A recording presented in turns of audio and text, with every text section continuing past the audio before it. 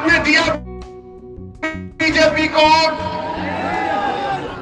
क्या आप देंगे बीजेपी को? क्या आपकी ख्वाहिश नहीं है कि दोबारा योगी इस प्रदेश का मुख्यमंत्री ना बने? मगर ये कैसे होगा? क्या आपको यकीन नहीं है कि मजलिस बीजेपी को हरा नहीं सकती?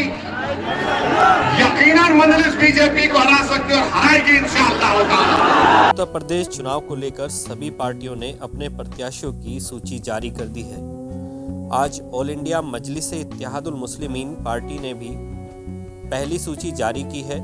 जिला मेरठ की 3 विधानसभा सीट पर प्रत्याशी घोषित किए हैं। सिवाल खास से रफत खान, सरदना से जीशान आलम और किठौर विधानसभा से तस्लीम अहमद को जिम्मेदारी सौंपी गई है। पार्टी मुजफ्फरनगर का फसाद। मेरे साथ मौजूद हैं MIM के प्रदेश सचिव मुफ्ती कामिल कासमी साहब। उन्हीं से बात करेंगे जिस तरह से मेरठ किठौर विधानसभा क्षेत्र से तस्लीम अहमद साहब को टिकट हुआ है और उन्होंने कहा भी कि मैं अपने भांजे की बदौलत इस पार्टी में आया हूं। सीधे मेरे साथ वो मौजूद है और उन्हीं से बात करेंगे कि किस तरह से वो कोशिश कर रहे हैं तस्लीम अहमद साहब को जीत दिलाने के लिए।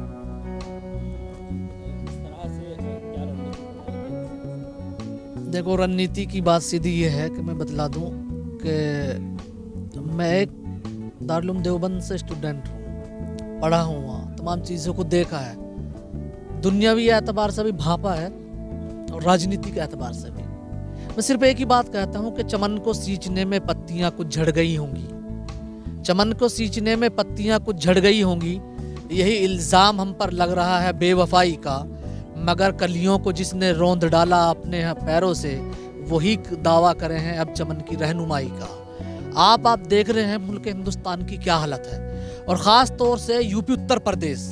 यानी बाबा जब आए थे तो बाबा ने कहा था कि हम जो हैं प्रदेश को ऐसे बना देंगे कि यहाँ से बेरोजगारी ख़त्म हो जाएगी। उस दिन को याद करिए आप कि जब टीवी पर बैठकर, आज तक पर बैठकर और बड़े बड़े चैनलों पर बैठकर ये दावे किए जा रहे थे, जिस वक्त में पेट्रोल 54 रुपये को था, जिस वक्त में डीजल 45-47 रुपये को था, उस वक्त में सपने दिखाए जा रहे थे और बड़े बड़े एक्टर दावा कर रहे थे कि हम जो है, आप नहीं चाहते क्या कि पेट्रोल 35 रुपये हो जाए? अगर बाबा आ जाएंगे, मोदी जी आ जाएंगे तो बेरोजगारी खत्म हो जाएगी। ईमानदारी से बतलाइए कि क्या यूपी उत्तर प्रदेश के अंदर बाबा के आने से क्या मॉब लिंचिंग बंद हुई है, ज्यादा हुई है? बेरोजगारी बढ़ी है, कम हुई है? जो मोदी जी ने वादे किए थे 2 करोड़ प्रति साल देने का, क्या उनमें बेरोजगारी और नौजवानों को नौकरियां मिली? मेरे ख्याल से नहीं मिली। और तकरीबन 40 लाख मास्टर परेशान है, जो सरकारी टीचर हैं वो परेशान है। दूसरी बात, आपने अभी सवाल किया कि आप किस मुद्दे पर चुनाव लड़ रहे हैं। हमारा मुद्दा सिर्फ एक है कि नकीब मिल्लत जनाब बैरिस्टर असदुद्दीन ओवैसी साहब, जो हमारे पार्टी के राष्ट्रीय अध्यक्ष हैं, हम बड़े पहले घोषणा पत्र लोगों को ये वादा नहीं करते। हमारा हैदराबाद मॉडल है। हैदराबाद देखिए आप, फेसबुक पर देखिए, गूगल पर देखिए, वहाँ बच्चों को किस तरीके से तालीम दी जाती है। बिहार के अंदर हमारे 5 विधायक बने। हमने बिहार में वो काम करके दिखाया जो नीतीश कुमार पूरी सरकार नहीं कर पाई। बिहार में एक इल्ज़ाम आप पर आया है कि तेजस्वी को अगर जो हारे हैं चुनाव, उसमें MIM का बहुत बड़ा योगदान रहा है। आपने बहुत ही अच्छा सवाल किया। तेजस्वी का नाम लेके आपने अभी भैया जी की याद दिला दी। अभी अखिलेश के बड़े बड़े दावे थे। उन्होंने कहा था कि जो बीजेपी को रोकेंगे उन दलों के साथ हम गठबंधन करेंगे। यादव क्या परसेंट है? 7% के करीब है। जाट के परसेंट है 4.5% के करीब है। मुसलमान कितने परसेंट है? 25% के करीब है। अगर आप वाकई बीजेपी को रोकना चाहते हैं तो आपको मुसलमानों से गठबंधन करना चाहिए था, बैरिस्टर साहब से गठबंधन करना चाहिए था। लेकिन आप में हिम्मत नहीं है। और मैं आपको याद दिला दूं कि जिस वक्त में महागठबंधन बना था, सपा, बसपा, कांग्रेस, क्या बीजेपी को रोक पाए? कोई नहीं रोक पाए। और तो और हमने और जनाब बैरिस्टर असदुद्दीन ओवैसी साहब ने खुले मंचों से ऐलान किया है कि अगर बीजेपी को रोक सकती है कोई तो वो MIM है, आप गठबंधन करिए। लेकिन तेजस्वी को भी कहा था कल, वो नहीं माना और फिर ठीकरा फोड़ा MIM पर। लेकिन ऐसा नहीं, कल को अगर यहां भी ये होता है तो ठीकरा किस पर फोड़ा जाएगा? MIM पर। लेकिन कल को रोता है तो रोता फिरे, हमें इससे मतलब नहीं है। अगर बीजेपी को कोई रोकने वाली पार्टी है, बीजेपी को कोई रोक सकता है तो वो MIM है।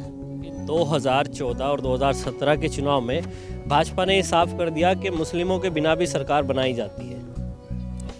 देखो ये सब एक मुद्दे हैं, और रहा मसला ये कि जो मुसलमानों के ऊपर ये इल्ज़ाम लगते आए हैं और लगा रहे हैं कि मुस्लिमों के बगैर, वे मुस्लिम लीडर कहाँ हैं? मुस्लिम लीडरशिप अगर होती, मुस्लिम तो वोट ही नहीं है, मुस्लिम लीडरशिप नहीं है। अगर मुस्लिम लीडरशिप उभर कर आती है तो ये ताकत नहीं थी। और अखिलेश यही चाहता है, मुसलमानों को उनकी हिस्सेदारी नहीं देना चाहता, क्योंकि अगर मुसलमानों की फिक्र होती उन्हें और उनकी हिस्सेदारी की बात होती तो वो गठबंधन में MIM को जरूर लेता। अच्छा, एक बात बताइए, जैसे अभी आपने बताया कि यादव 7% और जाट 4.5% के आसपास हैं, मुसलमान 25% होने के बावजूद भी ऐसी क्या वजह आ रही है कि जो कोई भी मुसलमानों को एक हिस्सेदारी देना नहीं चाहता? मुसलमानों को सिर्फ एक चश्मा पहना रखा है सेकुलरिज्म का, और मुसलमानों को एक आईना दिखला रखा है कि अगर तुम सपा को वोट नहीं दोगे तो बीजेपी आ जाएगी, अगर बसपा को वोट नहीं दोगे तो बीजेपी आ जाएगी, कांग्रेस को वोट नहीं दोगे तो बीजेपी आ जाएगी। दरअसल हालांकि ये चीजें बिल्कुल गलत हैं। बीजेपी को तब नहीं रोक पाए, मुसलमानों ने क्या ठेका ले रखा है हर चीज का। यादव, डिम्पल यादव हारी कन्नौज सीट से, क्या कितने यादव हैं वहां हार गई? सारे के सारे यादव ने जो वोट किए वो बीजेपी को किए हैं जी, सब चीज उन्होंने किए।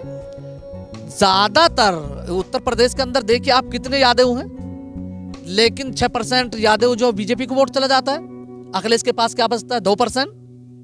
और मुसलमानों का वोट किसको जाता है? अखिलेश को। सिर्फ वोट डर दिखाया जाता है, जब कांग्रेस कहती है कि तो हमें वोट दो नहीं तो बीजेपी आ जाएगी। क्या बीजेपी मुसलमानों को कुछ बिगाड़ पाई? 5 साल रहे नहीं। हाँ, एक काम किया बीजेपी ने कि बीजेपी का सिर्फ एक ही नारा है, राम मंदिर, पाकिस्तान, कब्रिस्तान, हिंदू मुस्लिम। इसके अलावा बीजेपी के पास और कोई एजेंडा नहीं है। मैं चैलेंज के साथ कहता हूं कि इन 4 मुद्दों को छोड़ दे बीजेपी और फिर इलेक्शन में आकर दिखाए।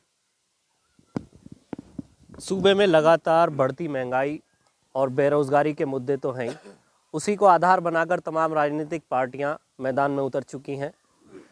और अब देखना है कि उत्तर प्रदेश का ताज अब किसके सर पे आने वाला है। आप देख रहे हैं हैदर मेहदी के साथ प्रेस TV 24 न्यूज़।